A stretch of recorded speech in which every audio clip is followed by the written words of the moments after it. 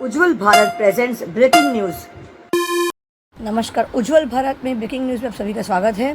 Siddhpur police ने अपहरण की वारदात को कुछ ही घंटों में सुलझा लिया। पैसे लेने के मामले में सिद्धपुर के एक व्यवसायी का अपहरण कर लिया गया था, जिसमें फॉर्च्यूनर कार से अपहरण करने वाले आरोपी को पुलिस ने पकड़ लिया है। 9 में से 8 आरोपियों को पुलिस ने गिरफ्तार भी कर लिया है।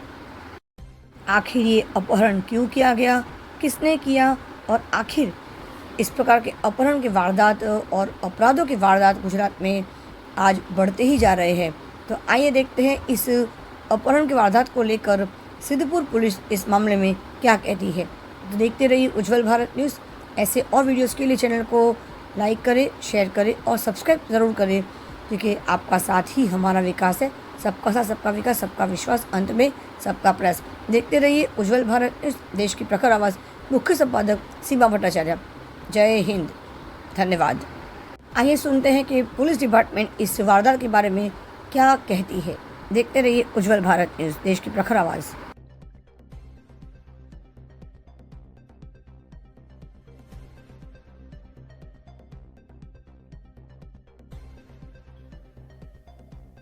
આ કામમાં હકીકત એવી છે કે ગઈકાલે રાત્રે સિદ્ધપુર જકાત નાકા નજીક આ કામના જે ફરિયાદી છે આર્યન ઉસુફ ખાન પઠાણ, રહે વડનગર, જિલ્લો મહેસાણાવાળા, કે જે પહેલા મહેસાણા રહેતા હતા અને તેમને ઇરફાન ખાન ઈશાકભાઈ સિંધી સાથે મિત્રતા થયેલી હતી અને આના દ્વારા એમને કેવલ મોદી નામના એક વ્યક્તિ સાથે મિત્રતા થયેલ, જેથી આ ફરિયાદી આર્યન ખાન છે એમને કેવલ મોદી પાસેથી ક્રિકેટનો સટ્ટો રમવા માટેની આઈડી ₹50,000 ખરીદ કરેલ।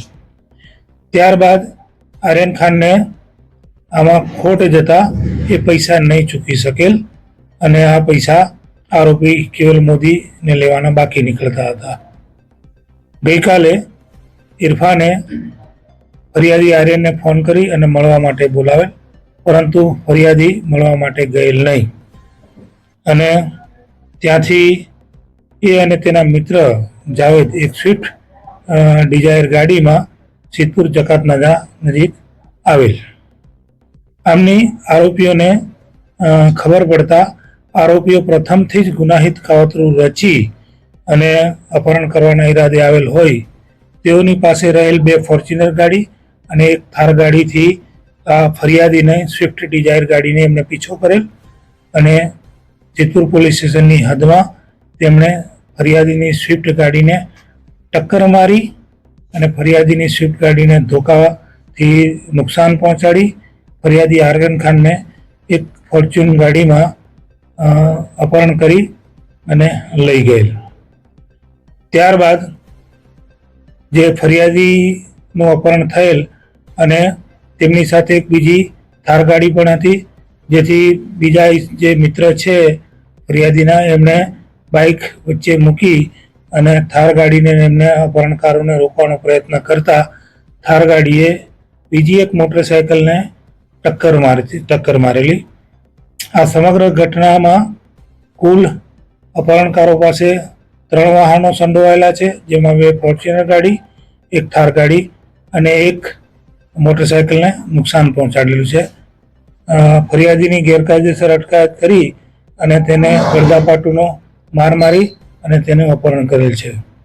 આ સાથે આ જ સમયે સિદ્ધપુર પોલીસ સ્ટેશનના પોલીસ ઇન્સ્પેક્ટર શ્રી જે.બી. આચાર્ય સાહેબ નાઇટ રાઉન્ડમાં હતા અને તેમને આ સમગ્ર ઘટનાની હકીકત મળતા તેઓ તુરત જ હરકતમાં આવેલ અને તુરત જ પોલીસના સ્ટાફના જે વાહનો ઉપલબ્ધ હતા તેનાથી નાકાબંધી કરી અને તમામ અપહરણકારોને ગણતરીના મિનિટોમાં જ પકડી પાડેલ। આ ગુનામાં અત્યાર સુધી કુલ 8 આરોપીઓની અટકાયત કરવામાં આવેલ છે અને એક આરોપી હજુ પણ આ ગુનામાં પકડવાનું બાકી છે। આમ પાટણ જિલ્લાના